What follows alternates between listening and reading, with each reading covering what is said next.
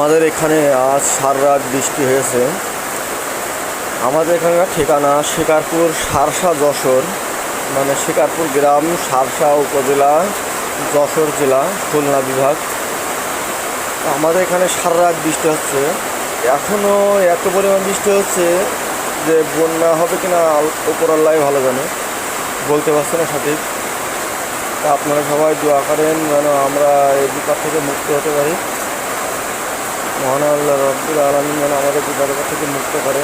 কারণ এত পরিমাণ বৃষ্টি যে মুখের ভাষায় বলে বোঝানো যাবে না যে এখনও হচ্ছে এত পরিমাণ বৃষ্টি। আপনারা ভিডিও হয়তো দেখতে পাচ্ছেন।